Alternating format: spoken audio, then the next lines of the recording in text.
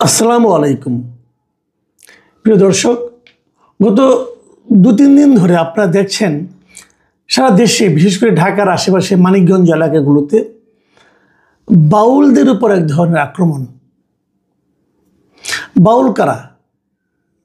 তাদের একটা দর্শন আছে, কিন্তু লালন শাহ তিনি বাউল ছিলেন, শাহ আব্দুল করিম তিনিও বাউল ছিলেন।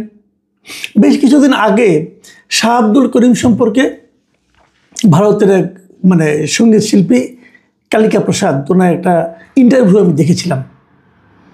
সেখানে উনি শাহ আব্দুল করিমের জীবন যাপন নিয়ে কথা বলেছেন। এই বাউল গান নিয়ে শাহ আব্দুল করিমের যে কি আন্তরিকতা, সেটা নিয়ে কথা বলেছেন। এই বাউল শিল্পী যারা, তারা কিন্তু কেবল গান গায় না, তারা সেই সঙ্গে একটু দর্শনও প্রচার করে, মানব দর্শন। তারা জীবনটাকে কিভাবে দেখেন সেইগুলিকে তারা নানাভাবে প্রচার করেন এই গানের মাধ্যমে। এই বাউল গান এই দেশে চলে আসছে শত বছর ধরে, এটা আজকে থেকে না। কিন্তু এই রবীন্দ্রনাথের যে শিল্প সাহিত্য যা দেখছেন আপনি, তারও আগে থেকে এই বাউল গানের চর্চা আমাদের এখানে চলে আসছে। এটা হলো আমাদের এই মাটির গান। এদেশের জনগণ, এদেশের মানুষ, এদেশের কৃষক, শ্রমিক, মাঝি, জেলে, এটা তাদের গান। এই গানটার জন্য কোনো স্কুল নাই, কোনো কলেজে এই গান শেখানো হয় না, স্কুল কলেজের থেকে এই গান আসেনি। এটা মানুষের মন থেকে এসেছে, মানুষের যে উৎপত্তি, উৎসস্থল, সেখান থেকে এসেছে। বহুদিন ধরে এই গানগুলি চলে আসছে আমাদের এই দেশে, এটাই আমাদের কালচার। এখন কোন কালচার থাকবে এবং কোন কালচার থাকবে না, সেটা যদি নির্ধারণ করার দায়িত্ব দেওয়া হয় এমন একটা গোষ্ঠীর হাতে যারা কালচারই বোঝেন না, তাহলে কেমন হবে? যারা বাউল গান করেন তারা কি মুসলমান না? তারা কি ধার্মিক না? তারা তাদের মতো করে ধর্ম পালন নিয়ে কিন্তু আরেক যন্ত্রণা বললাম শব্দের অন্য অর্থে, আপনারা হয়তো অন্যভাবে নেবেন না। যন্ত্রণা বলছে এই কারণে যে আপনি চট করে কিন্তু বলতে পারবেন না যে তার ধর্মটা হচ্ছে না। পৃথিবীতে অনেক ধর্ম আছে, কিন্তু এই ধর্মীয় সহাবস্থানের কথা, আমরা যে ধর্মের অনুসারী, ইসলাম ধর্মের অনুসারী, আমাদের ইসলাম ধর্ম কিন্তু ধর্মীয় সহাবস্থানের কথা স্বীকার করেছেন, এবং অন্য ধর্মের যারা পালন করবেন তাদেরকে তাদের ধর্ম পালনের সমস্ত সুযোগ সুবিধা দেওয়ার জন্য বলেছেন। আলাদা আলাদা ধর্ম, এগুলো নিয়ে কেন এরকম হচ্ছে? ধরা যাক, আমি একটা তর্কের জন্য একটা কথা বলি। ধরা যাক আমি মুসলিম, আপনিও মুসলিম। আমি যদি আপনাকে প্রশ্ন করি, আপনি কোন মুসলিম? আপনি শিয়া নাকি সুন্নি? বলুন। যদি আপনি সুন্নি হন, তাহলে মিনিমাম এই যে পৃথিবীতে এখনো 15% মুসলিম আছে যারা নাকি শিয়া ধর্মাবলম্বী। তারা কি অমুসলিম? আচ্ছা ঠিক আছে, রাখেন এটা। আপনি যখন সুন্নি মুসলিম বলেন, তখন আপনাকে যদি আমি প্রশ্ন করি, আপনি সুন্নি মুসলিমের কোন মাযহাবের অনুসারী? মাযহাব মানে মোটামুটি 4টা মাযহাব তো আছেই, আছে না? বলেন। যদি আপনি হানাফি মাযহাবের অনুসারী হন, তাহলে হানাফির সংখ্যা কত? এই সুন্নি মুসলিমের সংখ্যা হলো প্রায় 85%-এর মতো লোক। পৃথিবীতে যত মুসলমান আছে তার 85% হলো সুন্নি মুসলিম। এই সুন্নিদের মধ্যে, এই 85-এর মধ্যে 45% হলো হানাফি। শাফি হলো 25%, শাফি মাযহাবের। মালিকি মাযহাবের হলো 15%-এর মতো, হাম্বলি মাযহাবের হলো 5%-এর মতো। কারণ আপনি কোনটা ভাই? যদি আপনি হানাফি হন, তাহলে 45% আপনার। তাহলে দেখেন, টোটাল মুসলমানের মধ্যে আপনি কিন্তু মাত্র 45%-এর অনুসারী, এবং হানাফি নয় এমন লোকের সংখ্যা কিন্তু মুসলিমদের মধ্যে 55%। তাহলে 55% ভুল, আপনি ঠিক। দেখুন, এটা একটা বিতর্ক, এটা একটা এটা নিয়ে আপনি কোনো তর্ক করতে পারবেন না, কারণ যারা ওইটা পালন করছেন তাদেরও একটা যুক্তি আছে। আবার ইদানিং আরেকটা গ্রুপ দাঁড়িয়েছে, এটা হলো সালাফি। এটা সৌদি আরবের একটা গ্রুপ আছে, এটা সালাফি।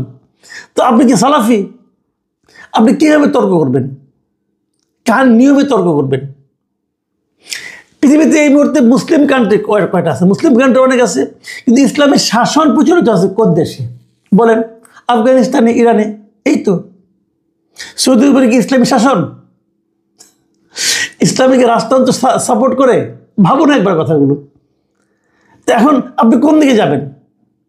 সৌদি, আপনি যদি ইরানে যান, ইরান শিয়া মুসলিম, আবার আফগানিস্তানে সুন্নি, কোনটা ঠিক? তো এগুলো তো একটা বড় বিতর্ক ভাই। এই বিতর্কের সমাধান আপনি করতে পারবেন? আচ্ছা, আমরা বাংলাদেশের প্রেক্ষিতে আলাপ করি। বাংলাদেশের মুসলিম অনেকগুলো আছে, অনেকগুলি বলবেন কি অনেকগুলি না, একগুলি, একটাই মুসলিম, ঠিক আছে একটাই মুসলিম মানলাম। তা হাফিজি মানে আপনার হেফাজতে ইসলাম যারা আছেন তারা কি জামাতে ইসলামের কে স্বীকার করেন? তারা বলেন জামাতে ইসলাম করলে নাকি ইমানই চলে যাবে, এই হেফাজতে ইসলামের মাওলানাটা বলেন। তো আপনি কি হেফাজতপন্থী নাকি জামাতপন্থী? আবার এর বাইরে আছে একটা পীরপন্থী, যেমন ইসলামী আন্দোলন যেটা চরমনের পীর, ওরা তো পীরপন্থী। জামাত ইসলাম কি পীরতন্ত্রকে স্বীকার করে? মাজার ভাঙতেছে কারা? মাজার কারা ভাঙতেছে? মাজার যারা ভাঙতেছে তারা কোন লাইনের লোক? তারা তো হেফাজত ইসলামের লাইন, তারা তো চরমনাই লাইনের লোক না, তারা তো জামাত লাইনের লোক। তাহলে এখানে আপনি এখানেই ধরেন, এখানে আপনি কোনটা মানবেন? ইদানিং আরেকটা আমরা দেখতে পাচ্ছি, বিভিন্ন ইউটিউবে আপনি দেখবেন অনেক ইসলামী স্কলার বক্তৃতা করেন, অনেক নাম করা স্কলার আছে। যেমন আজহারি সাহেব একজন আছেন, খুব নাম করা এবং খুব ইংরেজি বাংলা আরবি মিলাই মিশিয়ে অনেক বক্তৃতা করেন, খুব জ্ঞানী লোক। তাহিরি সাহেব একজন আছেন, আবার এনায়েতুল্লাহ আব্বাসী নামে একজন আছেন। এখন আপনি কোনটা শুনবেন? এনায়েতুল্লাহ আব্বাসী যেটা বলেন, আজহারি সাহেব কি সেটা বলেন? ভাবুন আপনি কোনটা? ভাই এরকম যদি আপনি ধরতে থাকেন না, তাহলে আপনি ঝামেলা পড়ে যাবেন ভাই। কাজে আপনার যেটা বিশ্বাস হয়, আপনার যে জ্ঞান, আজকে আপনার যে জ্ঞান, আপনি এই জ্ঞান দিয়ে যেটাকে সঠিক মনে করেন আপনি সেটা পালন করেন। আগামীকাল কিন্তু আপনার জ্ঞানের ব্যাপার পরিবর্তন হতে পারে। আগামীকাল হয়তো আপনি এনায়েতুল্লাহ আব্বাসীর একটা বক্তৃতা শুনে মনে হলো আরে এটি তো ঠিক, তখন আপনার আজহারিকে বাদ দিয়ে এনায়েতুল্লাহ আব্বাসীর ওই কথা ফলো করবেন। আবার দুদিন পরে এখান থেকে আরেক জায়গায়, এটা হতেই পারে, এটা কিন্তু সমস্যা নাই। কারণ আপনি তো আপনার জ্ঞান দিয়ে চিন্তা করতেছেন। যে জিনিসটা আমি বুঝি না সেই জিনিসটা আমাকে বোঝানোর লাভ নাই। ধরেন আমি একটু উদাহরণ দিয়ে বলি, ক্লাস 5-এর একটা ছেলে খুব ভালো অঙ্ক টঙ্ক পারে, তাকে যদি আপনি ম্যাথমেটিক্সের মাস্টার্স ক্লাসে একটা অঙ্ক পাই না দেন, সে যত মেধাবী হোক সেটা বুঝবে? সেটা বুঝবে না। সে যদি না বুঝে তাহলে কি মাস্টার্সের অঙ্কটা ভুল হয়ে গেল? তাও তো হলো না। আমি আপনি ক্লাস 5-এর ছাত্র রে ভাই, আমি আপনি ক্লাস 5-এর ছাত্র।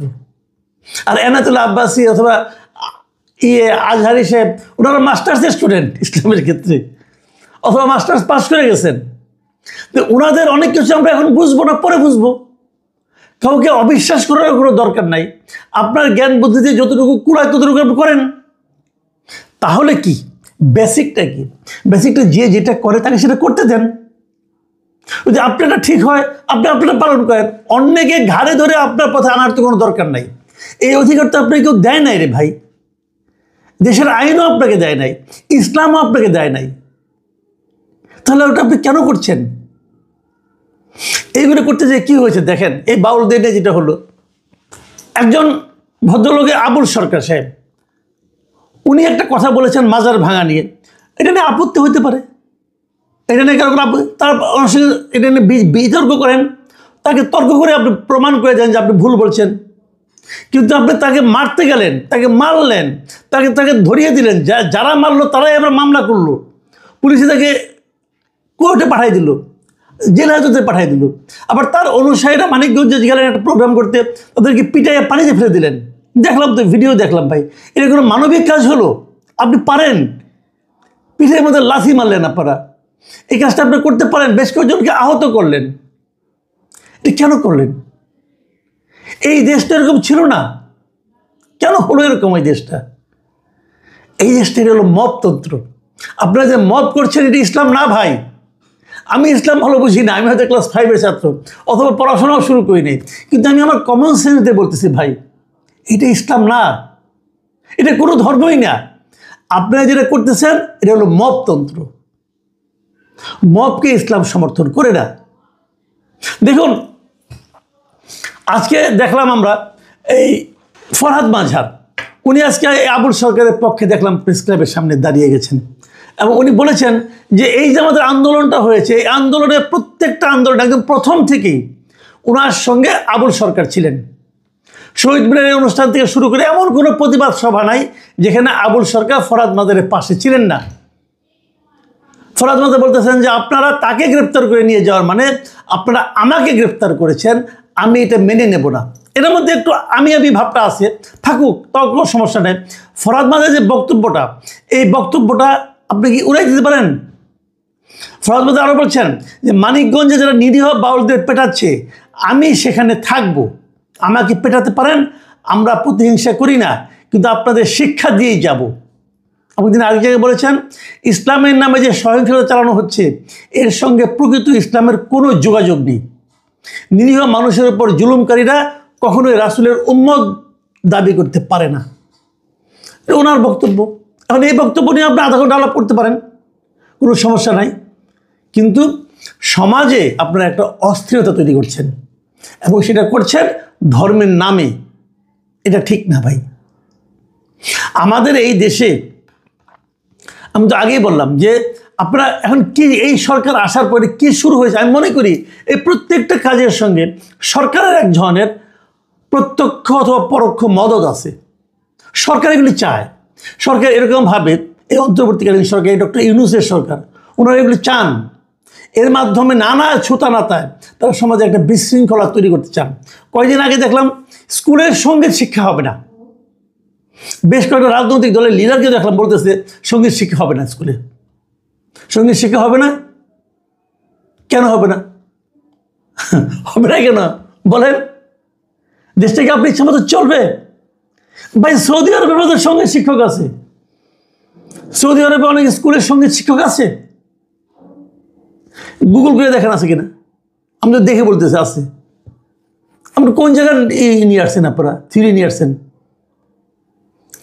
নজরুল গীতি রবীন্দ্রসঙ্গীত দিলে গাওয়া হবে না, এটা তো পাকিস্তানি থিওরি। পাকিস্তানিরা বলতো যে বাংলাদেশে রবীন্দ্রসঙ্গীত গাওয়া হবে না। আপনাকে ওই লাইনে যাচ্ছেন, ওই লাইন থেকে তো আরেক ডিগ্রি উপরে উঠে গেছেন আপনারা, কেন হবে না?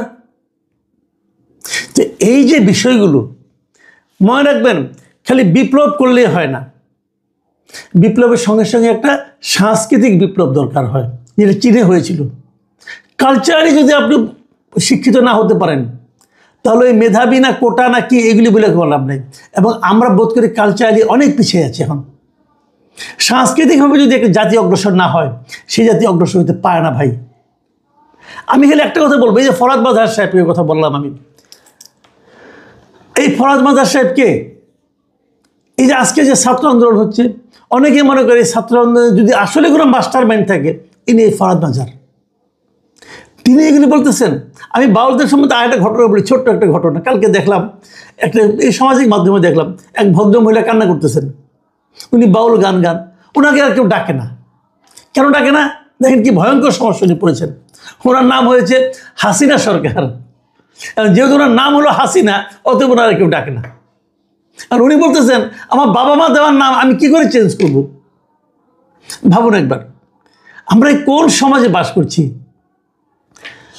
দেখুন, ফরহাদ মাজার কিন্তু এই সরকার সম্পর্কে একটা বড় ধরনের অভিযোগ তুলেছেন, কেবল এই বাউলটা নিয়েই না, আরও কিছু বিষয় নিয়ে।